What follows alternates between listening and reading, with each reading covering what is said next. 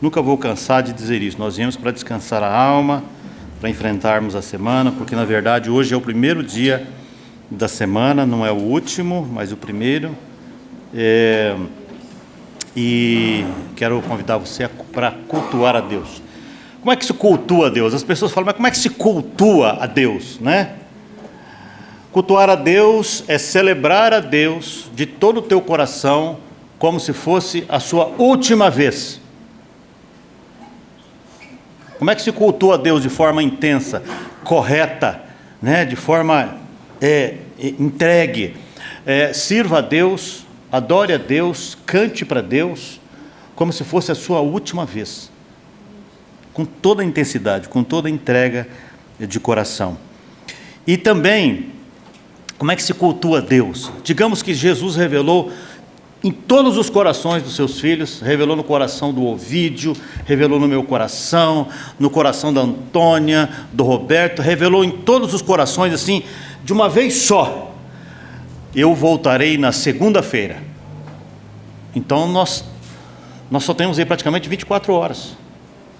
Eu tenho certeza que hoje você adoraria a Deus de forma intensa e absoluta, porque você sabe que na segunda-feira Ele estaria aí para nos buscar a igreja, e você ia ligar para quem você está devendo perdão, você já ia dar um jeito de resolver isso tudo hoje, você ia acertar, você ia ligar, você ia começar, ia dar uma pane nos WhatsApp da vida aí, porque os crentes iam passar o resto do domingo pendurado no WhatsApp, buscando acertar as contas com quem precisa, porque afinal de contas, e o culto ia ser, você ia adorar a Deus assim com toda a intensidade, porque era a última vez, seria a sua última vez, porque na segunda-feira Ele estaria aí te buscando. Então como é que adora a Deus? É com essa intensidade, é com essa entrega, é com essa busca. Abra sua Bíblia, Mateus 4, 18, 19. Então faça isso, adore a Deus como se fosse a última vez, resolva aí todas as suas pendengas que você tem. Eu odeio aquela pessoa, então dá um jeito de resolver isso, sei lá, dá um jeito de resolver essas questões aí, porque ele não falou para mim que ele vai voltar amanhã, mas pode ser que ele volte amanhã, talvez você nem chegue em casa, nós nem chegamos em casa. Então resolva a sua vida e adore a Deus, discuta a palavra agora como se fosse a sua última vez. É assim que a gente ouve a palavra, que a gente medita na palavra. Mateus capítulo 4, versículos 18 e 19, e também depois no mesmo Mateus 16, capítulo 16, versículos 16 e 17, tá bom? Então primeiro aqui no capítulo 4, versículos 18 e 19, diz assim: caminhando junto ao mar da Galileia, viu dois irmãos, Simão, chamado Pedro, e André, que lançavam as redes ao mar, porque eram pescadores. E disse-lhes: vinde a mim, segue-me, e eu vos farei pescadores de homens. Agora Mateus 16, no mesmo evangelho, Mateus 16, versículos 16 e 17. Diz assim, mais uma vez, Mateus 16, para aqueles que não ouviram, Mateus 16, capítulo 16, versículos 16 e 17. Respondendo Simão Pedro, disse: tu és o Cristo, o Filho do Deus vivo. Então Jesus lhe afirmou: bem-aventurado és, Simão Barjonas, porque Simão Barjonas é Pedro, viu, irmãos? Simão Barjonas, porque não foi carne e sangue quem te revelaram, mas meu Pai que está nos céus. Vamos orar? Baixe sua cabeça, vamos orar. Não olha para mim não. Senhor, a tua palavra é bendita, é viva e eficaz. Nós queremos te louvar, Senhor. Nós queremos ouvir essa palavra com toda a intensidade do nosso coração, e também, Senhor, nós queremos participar desse culto com toda a intensidade do nosso coração, e estarmos aqui inteiros, com a alma, o espírito e o corpo aqui dentro, todas as nossas intenções aqui dentro deste lugar, Senhor. Que o Senhor possa dirigir a nossa vida, Senhor, a nossa casa, nosso trabalho, toda a nossa existência, Senhor. Revela-te um pouco mais a nós nesta noite, fale com a tua igreja, Senhor, é rebanho teu, ovelhas do teu pasto, Senhor, fale conosco coletivamente, mas fale conosco também, Senhor, individualmente. Nós viemos aqui para te adorar, para te servir, para te render louvor, viemos para te ouvir, Senhor, no nome de Jesus, fale conosco para a tua glória, amém. Eu li esses dois textos, mas eu não vou ficar só neles, porque eu vou passar por alguns outros textos e não, assim, eu só vou pedir para abrir um texto lá na frente depois, mas eu dou um toquezinho aqui. Eu não quero ficar exatamente nos textos, explanar os textos, mas eu quero falar do Pedro. Inclusive nós temos um Pedro aqui hoje, né? Eu imagino que os pais copiaram da Bíblia, né? Pedro, né? E não é nada contra os Pedros, tá bom, Pedro? Tá bom? Mas é que o Pedro está na Bíblia e tem um Pedro aqui hoje. Tem mais algum Pedro aqui? Não. Mais algum Pedro? Não, né? Então nós vamos falar desse homem, né? Do seu chamado, da sua conversão. Então não é exatamente uma exposição de um texto, né? Mas trabalhar aqui com a ideia, né, de expor uma pessoa, expor no bom sentido, ok, irmãos? Sempre no bom sentido, tá certo? Aqui a biografia do Pedro, né? A obra que Deus fez na vida dele, porque eu separo um pouco, né? Assim, a pessoa, o Pedro, né, o discípulo que estava ali, e o que Deus fez. São três fases na vida do mesmo elemento, né? Do mesmo ser humano, mas são três fases diferentes, né? Eu também me vejo assim, eu sou o Zanetti, homem comum, sou uma pessoa comum, como qualquer outra, graças a Deus sou comum, mortal, graças a Deus. Mas eu também sou pastor, tenho uma função, mas eu também, Deus está fazendo uma obra na minha vida, então às vezes eu dou uma separada assim, né? Às vezes eu falo com o Roberto como pastor, né? E às vezes eu falo como Zanetti, amigo e tal, né? Que vai comer, bate papo e tal, etc. Então é o mesmo elemento, mas a gente precisa de vez em quando separar para entender o que é que Deus está fazendo na vida, na nossa vida, né? E a gente vê aqui Deus fazendo na vida de Pedro também. Claro que não separar aqui não significa isolar, né? Não isolar cada dimensão da vida do Pedro, mas poder olhar o que é que Deus faz no Pedro, no discípulo, e a obra específica que Deus está fazendo ali. E essa obra inclusive chegou para nós até aqui, né? 2025, e nós estamos aqui falando da obra de Pedro. Então foi feito um trabalho muito importante. É claro que Pedro é o discípulo mais, pelo menos antes lendo dos textos, era o mais valente. Ou não é? Era o mais bravo, né? Era também, por conta disso, se torna também o mais conhecido, o mais atuante, né? Qualquer coisa ele já puxava a faca e já queria resolver na faca. E resolveu uma situação lá, quer dizer, cortou a orelha lá do Malco. Então era um homem assim meio destemido, né? Corajoso. Tem até uma história, irmão, duas histórias, que o Pedro não brigue comigo quando ele me encontrar lá na glória, que tem duas histórias importantes sobre Pedro, e inclusive essa história é muito usada no mundo jurídico aí, né? Não sei se a Bruna já ouviu, se o pastor Luiz já ouviu, que Pedro uma vez estava na porta do céu arrumando uma confusão enorme, porque ele falou: olha, Senhor, não dá. Lá na terra os pastores, os pregadores falam mal de mim, que eu neguei, porque eu puxei a faca, porque eu isso, porque eu aquilo. E Pedro lá arrumando maior confusão na porta do céu, querendo processar todo mundo lá por calúnia e difamação. E os anjos: não, deixa para lá, não, deixa para lá e tal, né? E aí, então tem essa história do Pedro. Então tem um pouco a ver com a personalidade do Pedro, de querer resolver as coisas. E também tem uma outra história, que essa foi na porta do céu, e tem uma história dentro, lá que ele já arrumou uma outra confusão dentro do céu, porque ele chegou lá e falou: peraí, me falaram que eu tenho as chaves da porta, me falaram que eu tenho as chaves do reino, e eu estou aqui dentro, estou vendo um monte de gente que não passou por mim lá na porta. Que negócio é esse? Eu sou o porteiro ou não sou? Você precisa resolver se eu sou o porteiro ou não. E aí é um pouco disso, né? Essa ousadia, essa intrepidez do Pedro, ela é muito bonita, só que também ela custa muito caro. Com uma pessoa muito ousada, muito atirada, não, porque eu falo, porque eu vou e tal, não sei o quê, ela fica marcada por sua ousadia e intrepidez. É importante, eu acho que é por aí mesmo. A obra de Deus inclusive precisa de pessoas assim, né? Ousada, intrépida, né? E tal, e que vai para cima. Mas também, dependendo da situação, pode queimar o filme. E aí, eu não quero ter problema com o Pedro quando eu chegar lá na glória, então eu quero falar bem dele agora daqui para frente. Né? As questões difíceis do Pedro, eu já encerrei aqui, e não fui eu que falei, eu estou dizendo que me falaram, eu ouvi dizer, e não tenho nada a ver com isso, porque vai que eu chego lá e ele quer brigar comigo também, e eu não quero ter problema com o Pedro. Imagina eu brigar com o Pedro? De jeito nenhum, o homem já puxa a faca, não dá. Então não tem condição, não. Então, irmãos, é lógico que todas as pessoas são diferentes umas das outras, é óbvio. É lógico que as experiências são diferentes umas das outras. Não existe experiências com Deus igualzinho para todo mundo, não tem essa padronização. As condições das pessoas são diferentes também. A gente lê a Bíblia, a gente vai vendo que com os profetas, com os discípulos, com as pessoas que aparecem ali nos textos bíblicos, são condições diferentes, momentos diferentes, vivências diferentes, em tempos diferentes. Então as experiências não pode se padronizar. Mas eu quero aqui hoje separar aqui alguns momentos sobre a vida de Pedro, algumas falas, enfim, né?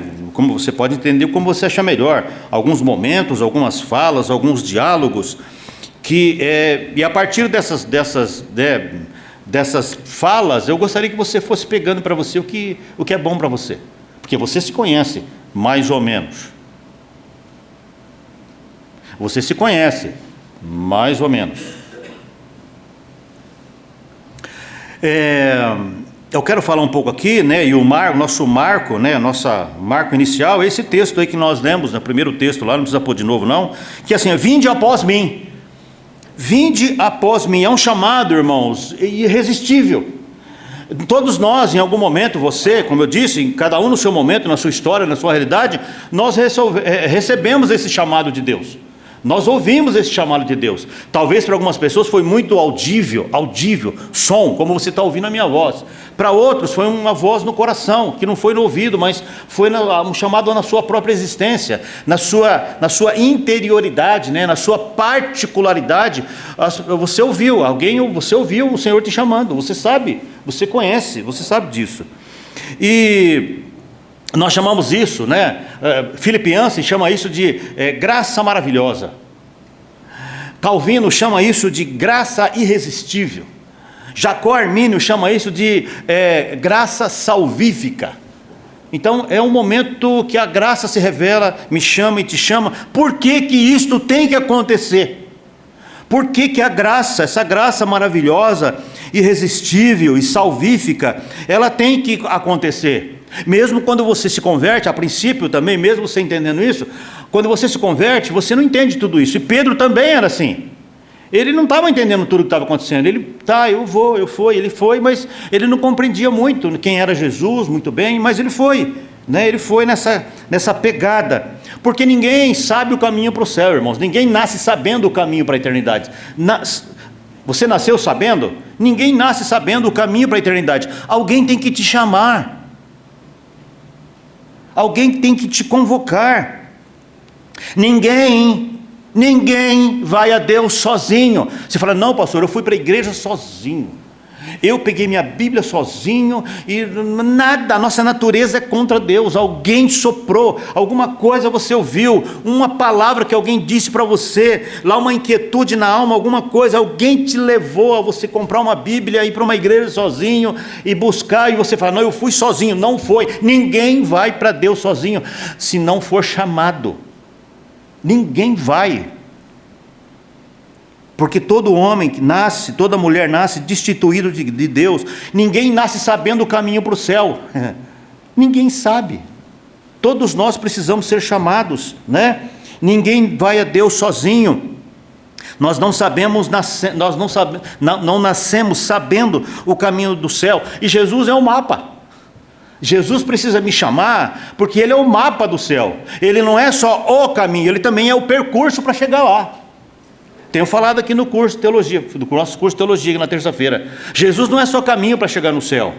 Jesus é o percurso para chegar na glória. Mas Ele também é o caminho para você compreender texto. Não se compreende texto sem ajuda, sem auxílio do Espírito Santo revelando Jesus no texto. Até para ler a Bíblia nós precisamos de um chamado. Até para compreender o texto, Jesus precisa se revelar no texto. E isso é obra, isso é sobrenatural. Isso o homem não fabrica.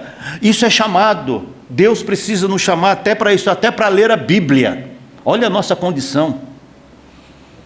Essa é a nossa condição. Todo ser humano nasce sem bússola. Todos nós precisamos ser chamados. Chamados por quem? Por quem é de lá. Quem veio de lá e voltou para lá. Só Ele tem condição de te chamar, me chamar. Alguém pode te convidar para ir para a igreja, mas para você ter uma experiência com Jesus, se Ele não chamar você, você esquece. Você não vai. Ninguém vai. Mas eu sou uma pessoa tão boa, pastor. Não é. Nós somos seres caídos, nós somos atingidos pela queda. O ladrão na última hora, está aqui o exemplo do ladrão, na última hora, ele olha e fala: Senhor, lembra-te de mim quando entrares no teu reino. E Jesus olha e fala assim: ainda hoje estarás comigo no paraíso. Por quê? Porque só Ele sabe o caminho, porque Ele veio de lá, Ele era de lá e voltou para lá. Nenhuma religião te oferece isso, nenhuma entidade te oferece isso, nenhum santinho te oferece isso, ninguém te oferece isso. Ninguém que viveu nesse planeta teve condições ou tem condições de te oferecer isso. Só o Senhor Jesus pode fazer isso, porque Ele era de lá, veio de lá e voltou para lá para preparar lugar para mim e para você. Então você não está aqui porque você é bacana. Não, eu vim de livre e espontânea vontade, eu sou crente porque eu vim. Não, você foi chamado. Acredite no que eu estou te falando, você foi chamado. Você pode até não estar entendendo tudo o que está acontecendo. Você pode, isso dá para discutir. Você pode até não estar entendendo tudo, é verdade. Mas você foi chamado. Uma outra parte da vida de Pedro que é fundamental, né, e que Pedro passou e que nós passamos, está lá em Mateus 16, não precisa projetar, foi aquele texto que nós lemos. Tu és o Cristo, o Filho do Deus vivo. Então Jesus lhe afirmou: bem-aventurado és Simão Barjonas, porque não foi carne e sangue quem tu revelaram, mas meu Pai que está no céu. Revelação do Pai. Ser só chamado ainda não é suficiente. Deus precisa se revelar para você na caminhada. Revelar o quê? Que Jesus é o Cristo. Porque se você não tem essa revelação que Jesus é o Cristo, você só é evangélico, frequentador de igreja. Você pode estar seguindo Jesus com as pernas, mas o coração ainda está longe. Nós precisamos dessa revelação. Olha o que Jesus fala: tu és o Cristo. Pedro fala assim, Pedro impulsivo, né? Amo Pedro.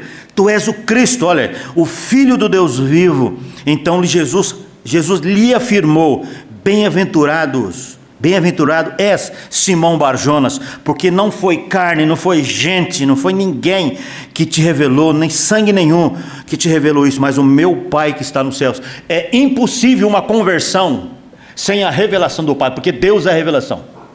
Deus é a revelação. Deus é a revelação. E alguns entendem, e eu até concordo, eu só não vou dar tempo de explicar sobre isso e tal, que esse é o momento do selo. Porque uma coisa é seguir Jesus, uma outra coisa é o selo que Deus coloca em nós, que é essa revelação que vem do Pai, que Jesus é o Cristo, o Filho do Deus vivo. Porque se nós não temos essa revelação, essa convicção vinda do Pai, Ele é só mais um iluminadinho do planeta Terra, tipo A, tipo B, tipo C, tipo A. Por isso que algumas pessoas falam assim: Jesus é só mais um que veio aí. Quando a pessoa fala isso, porque não teve essa revelação. Porque se tem essa revelação, vai ver que não se compara, não se compara. Então essa revelação que vem do Pai, ela é fundamental. E aí eu também já citei isso aqui na sala de aula, acho que foi na última aula ou na outra, que, como eu disse também, algumas pessoas entendem que esse é o selo. Quando você recebe essa revelação que Jesus é o Cristo, o Filho do Deus vivo, quando você compreende isso de forma real, aí acontece o selo, e aí a salvação é efetivada na vida dessa pessoa. Por causa dessa revelação. Sabe por quê, irmãos? Qualquer pessoa pode seguir Jesus. pegar lá as falas de Jesus, o amor de Jesus, a parte ética lá do Evangelho, como Jesus se comporta na sociedade, montar tem instituições que vivem disso. Eu não vou citar nome aqui porque está gravando e qualquer coisa hoje se torna agressivo, né? Pega todo aquele código de ética, de bondade, de amor, de paz e tal, e aplica. Fala, nós seguimos Jesus, mas seguir Jesus, desculpa, qualquer pessoa pode seguir. Eu quero ver se as suas entranhas espirituais sabem que Ele é o Cristo. Se recebeu essa revelação, se tem esse selo do Espírito que algumas pessoas falam, se a salvação foi efetivada na vida dessa pessoa. Essa é uma outra questão que a igreja precisa falar, e você precisa saber disso, e você precisa buscar isso, e saber se Deus tem isso para você, se já aconteceu isso com você. Pedro compreende, né, que só Cristo, só Jesus tem as palavras de vida eterna. Então o Cristo que era seguido, só seguido com as pernas, agora é vivido com o coração. De novo, qualquer pessoa pode seguir Jesus. De vez em quando você vê uns artistas sendo entrevistados, eles perguntam assim, qual é o seu ídolo? Eles falam, Jesus Cristo. E Jesus Cristo é ídolo infeliz. E Jesus Cristo é ídolo infeliz.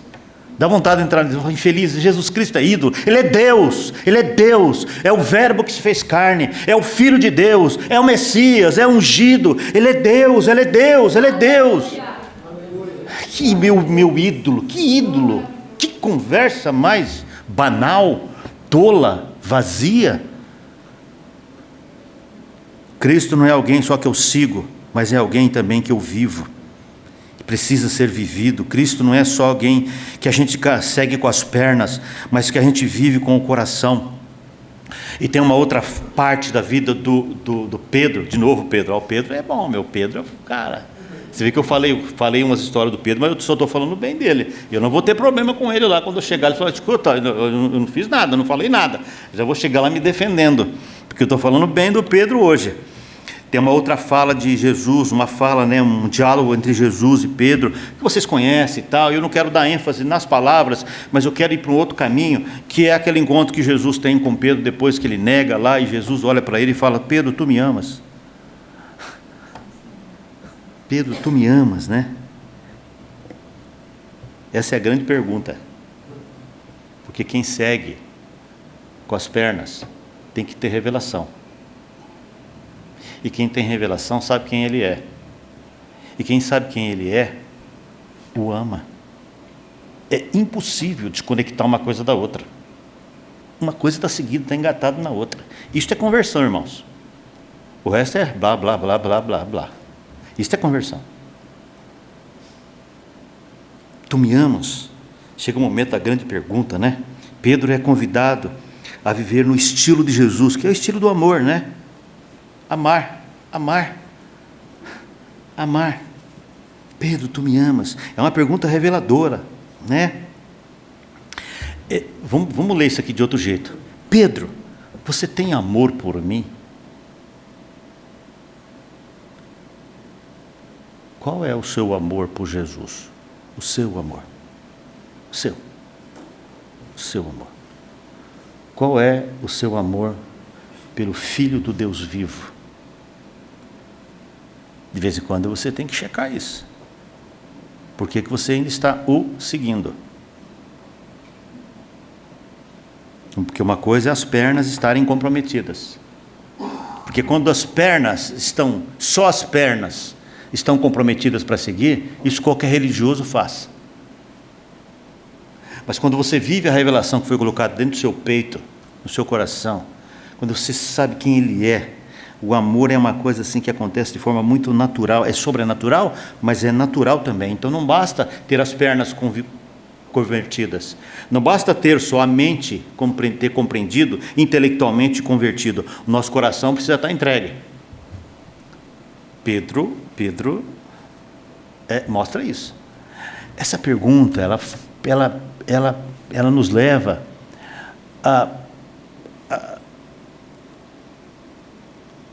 não é dó, não se tem dó de ninguém, mas eu confesso que eu fiquei com um pouquinho de compaixão do Pedro, porque Pedro, tu me amas. Jesus está dizendo assim, ó, Pedro, eu quero te ajudar a se enxergar por dentro.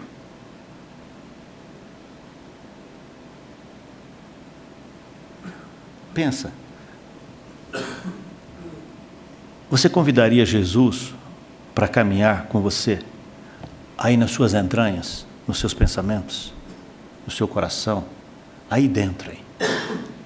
Jesus te pegar pela mão, você pegar na mão dele e caminhar aí dentro do seu coração, dentro dos seus pensamentos, e deixar Jesus fazer uma viagem dentro de você e te mostrar e falar assim: ó, isto eu não quero, isto eu aprovo, isto eu abomino, isso que você tem pensado, isso que você tem aquilo e tal.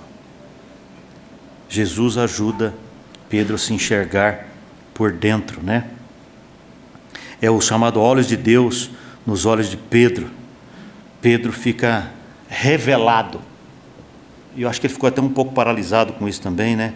E se você ler o texto, ele fala assim: Senhor, o Senhor sabe que eu te amo, eu só não sei explicar do jeito que o Senhor quer ouvir. O Senhor sabe que eu amo, mas eu não sei explicar como o Senhor merece, como o Senhor acha. O Senhor sabe disso. Vamos avançar mais um pouquinho. Jesus sabe que Pedro o ama. Ou não, Jesus estava sabendo. Jesus sabe, óbvio que sabe, né? Mas Jesus ajuda Pedro a se olhar, mas tem algo aqui que é fundamental, que eu acho que isso que, de certa forma, incomodou Pedro ali. E é bom incomodar a gente também. Quando Pedro nega, diz o texto que o galo cantou. Não vamos discutir o galo, porque o galo é outra história, a gente fala em outro momento. E aí diz o texto que os olhos se cruzaram. No meio de tudo que estava ali, ó, os olhos de Jesus vai lá nos olhos de Pedro, não para acusá-lo, tipo, não te falei, sou infeliz, que você ia me negar? Eu não te falei? Olha aí o que você fez. Não, Jesus olha para ele e o texto diz que Pedro saiu e chorou amargamente. Esse olhar, irmãos, nós precisamos dele todo dia.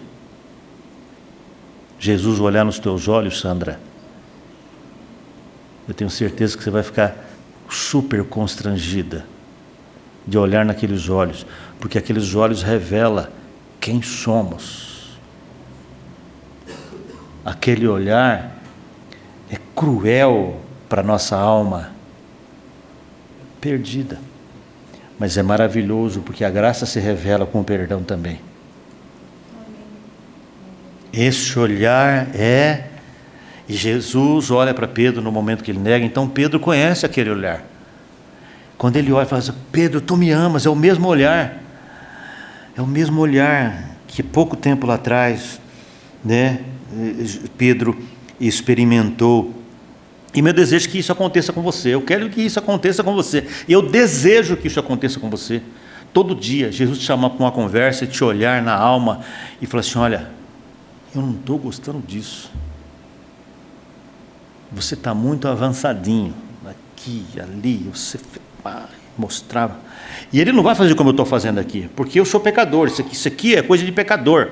De apontar o dedo. Ele vai só olhar para você e ver como é que está a sua alma. E a sua alma se rende, porque a criatura se entrega e reconhece o Criador. Sua alma reconhece quem Ele é. Nós precisamos fazer esse exercício constantemente. E esse olhar, ele mostra mais alguma coisa aqui. Ele olha para Pedro, e é bom você prestar atenção nisso. Estão me ouvindo? Se você está com sono, faz assim, ó. Dá um tapinha em você mesmo aí. Esse olhar está dizendo aquilo que nós falamos de vez em quando aqui: cheque a sua salvação, Pedro. Cheque a sua salvação. Você me ama mesmo? Você tem certeza que você me ama? Cheque a sua salvação. De vez em quando você tem que fazer um check-up aí de como é que está a sua salvação. Seus filhos. Fala: não, pastor, meus filhos vão na igreja. Cheque a salvação deles. Cheque a sua salvação. Cheque, fale de salvação.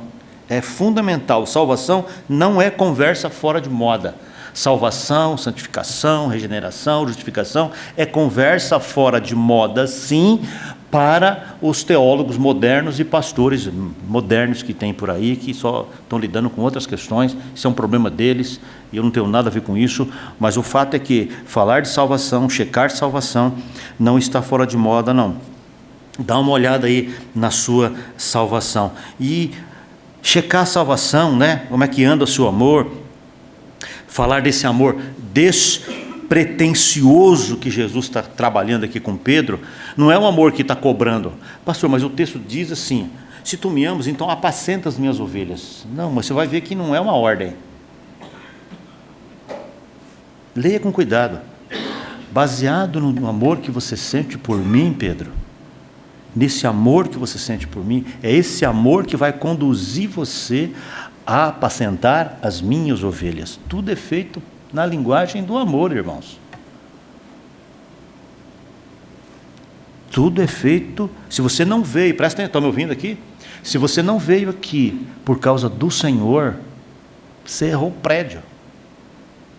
Se você não veio por amor ao Senhor, você errou o endereço, meu irmão, minha irmã. Errou o endereço. Eu venho para a igreja porque para mim é a casa do Senhor. E eu venho aqui para adorá-lo, eu venho aqui por causa dele. E no segundo momento, para dividir isso com os irmãos. Para caminhar com os irmãos, ver os irmãos.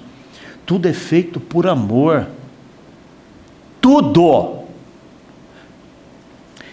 Estão me ouvindo? Cristianismo não é regra, é relacionamento.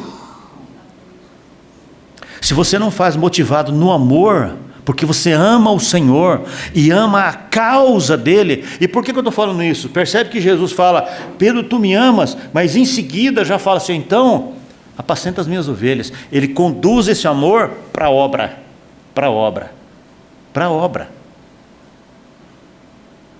Eu amo a Cristo, pastor. Sim, mas qual é o seu interesse pela causa? Não, tem uns irmãos lá que se vira. Tem alguma coisa errada aí. Tem alguma coisa errada. Porque esse amor, ele não é que ele está condicionado, mas ele está ligado ao fazer a obra de Deus. Porque eu provo que amo Jesus quando me envolvo com a obra dele, porque eu começo a amar as coisas que ele ama. E o que Jesus ama? Gente, ama o Eide, ama a irmã. Bom, a irmã Terezinha é fácil amar, né? Quem é difícil de amar aqui? O Valdir é uma pessoa difícil de amar. Eu amo. O Valdir não, o Valdir é bonzinho também. Deixa eu pegar um bem ruim aqui, o Jack. Não, o Jack também. Não tem irmão ruim aqui, assim, difícil de amar, né? Quando você ama o Senhor, está me ouvindo, gente? Você ama o que Jesus ama. O que Jesus ama? Gente. E aí eu passo a amar a igreja. Eu crio vínculos amorosos com a igreja, que nem sempre são fáceis. Nem sempre são fáceis. Não, pastor, mas na igreja é um problema. Esses crentes, você tem certeza? Sua casa, veja, como é que é a sua casa? Todos lá são fáceis de lidar? E você está lá. Lá no seu trabalho, todos são fáceis de lidar? Mas você está lá. Na igreja é fácil dispensar. Não, é muito problema, não quero saber. A igreja, a obra de Deus, a gente já dá uma bica rápido, a gente descarta rápido. Isso prova o amor que você tem pelo Senhor. Porque quem ama Jesus, ama a sua obra.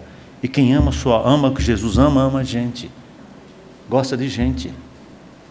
Que nem sempre é fácil. Porque veja, presta bem atenção, se você veio para buscar a bênção, pastor, mas eu não posso vir buscar a bênção? Claro que pode. Mas se você veio só, estão me ouvindo? Só para isso, você veio fazer negócio. A igreja não é balcão de negócio. Se você veio só para buscar a minha bênção, e a igreja, ema, cada um com os seus problemas, eu não tenho nada a ver com a igreja, não me envolvo, eles que se virem, mas eu vou lá buscar a minha bênção. Então isso é balcão de negócios. Não compreendeu o evangelho ainda. Igreja não é balcão de negócio, está lá no latim, negar o ócio. Depois, outra hora a gente falar isso para a gente compreender a etimologia dessa palavra. É balcão. Você está vindo aqui como se está indo comprar um sapato no shopping. Nós amamos o Senhor, e Jesus olha para Pedro, e é um amor que esbanja, né? É um amor sem interesses, no sentido assim, ó, a troca, o balcão, a troca, vamos trocar. Nós não nos relacionamos com o Senhor com essa coisa da meritocracia. Eu vou, e olha Deus, se o Senhor não fizer, hein? Porque eu mereço, aquele infeliz lá não. É esse tipo de pensamento. Isso é balcão de negócio. É negar o ócio. Negativa do ócio. Paulo fala para a igreja isso. Fala, pastor, mas foi Jesus que falou, foi com Pedro e tal, não tem nada a ver com isso. Não. Aqui, ó, 1 Coríntios 15. É a carta doutrinária para a igreja. Olha o que Paulo fala. Porque você pode projetar? Consegue não? Consegue projetar, Elaine? Por favor. 1 Coríntios 15, versos 1 e 2. 1 Coríntios 15, versos 1 e 2, para os irmãos acompanharem. É fundamental que a gente passe por esse texto, porque aqui tem uma questão com um homem, mas aqui tem uma questão com a igreja, coletivo, individual, coletivo, singularidade, coletividade. 1 Coríntios 15, 1, versos 1 e 2. Também vos notifico, irmãos, o evangelho que vos já tenho anunciado, o qual também recebeis e no qual também permaneceis. Então é algo que você já recebeu, algo que já foi anunciado para você, que você já retém e que você também deve permanecer. Pelo qual também sois salvos, se retiverdes, se condicional, se retiverdes, se você guardar, tal como vou anunciei, como eu vos anunciei. Não é do jeito que a gente entende, como a gente compreende simplesmente, é do jeito que Paulo anunciou, do jeito que a Bíblia diz que é. Tal como vou-lo tenho anunciado, se não é que crestes em vão. Paulo está dizendo assim, igreja de Corinto, cheque a salvação. Vocês amam o Senhor? Não, nós amamos. Amamos. Uma das coisas que me incomoda, desculpa os irmãos, eu faço alguns desabafos aqui que talvez nem deveria, mas eu faço porque depois se quiser me matar e tirar pedra, pode também. Pastor tem as costas largas, pode falar, mas viu que o pastor falou, olha, eu tenho dificuldade com marcha para Jesus. Não tenho nada contra quem vai, eu acho que bacana, queima caloria, eu acho que legal, tal. Mas é Jesus, Jesus, Jesus. Mas chega em casa, racha o pau, bate na mulher, espanca no cachorro, e lá na avenida, Jesus, Jesus.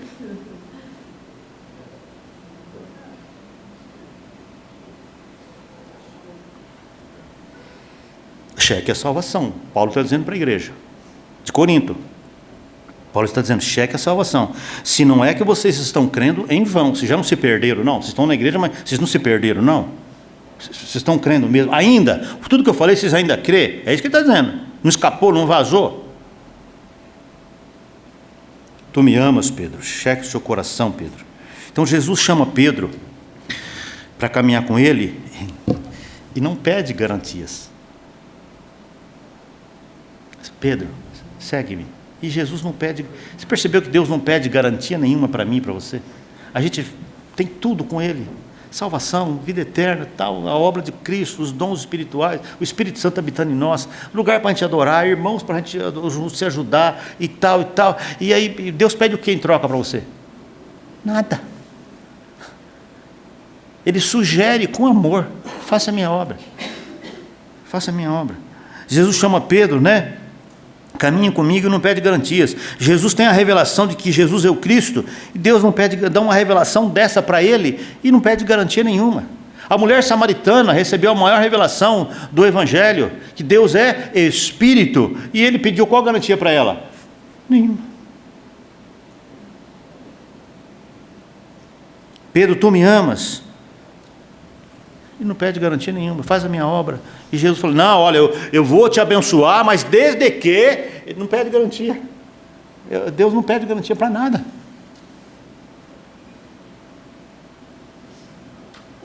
E aí quem faz a obra, né? Quem ama Jesus faz a obra. Quem ama Jesus faz a obra. Faz a obra.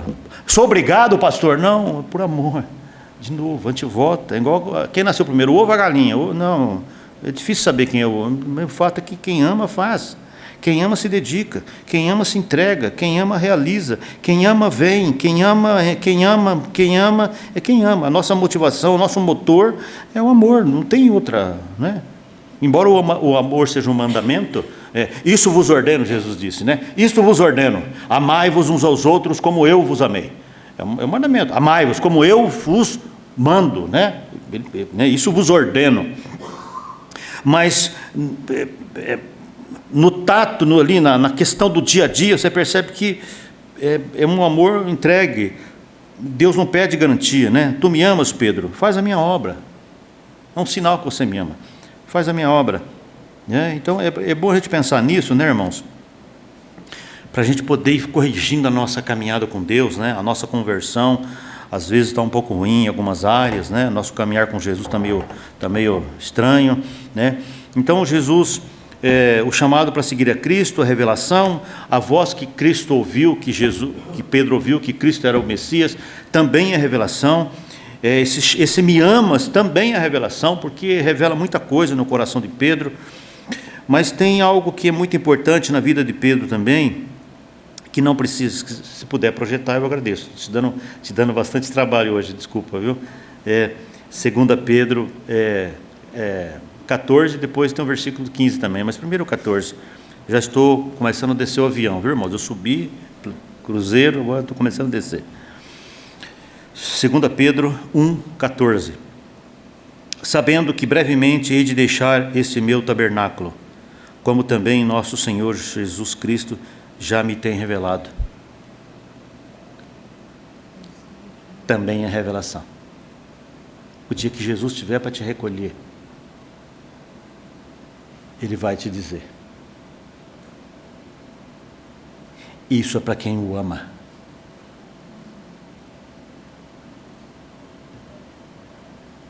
Sabendo que brevemente hei de deixar este tabernáculo, esse receptáculo, como também nosso Senhor Jesus Cristo, que já me tem revelado. Tudo é revelação, até a sua hora, seu chamado e sua ida, a sua vinda e sua ida, tudo é revelação. Deus é revelação. Jesus nos chama para seguir, Jesus nos chama para entender, Jesus nos chama para amar, Jesus nos chama para realizar, e Jesus também nos chama para morrer bem.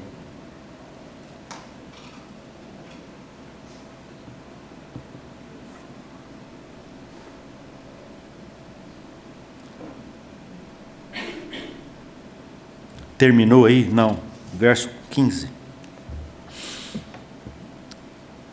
2 Pedro 1,15. Mas, de minha parte, esforçar-me-ei. Olha aí. Quem é crente se esforça. Se esforça. Como assim? Se esforça. Tem uma versão que fala: procurarei diligentemente por fazer que a todo tempo, mesmo depois da minha partida, ou seja, mesmo depois da minha partida, conserveis lembrança de tudo. Então, seguir, entender, amar, se entregar e deixar um legado. O seu legado também será uma revelação para os que ficarão. Tudo é revelação.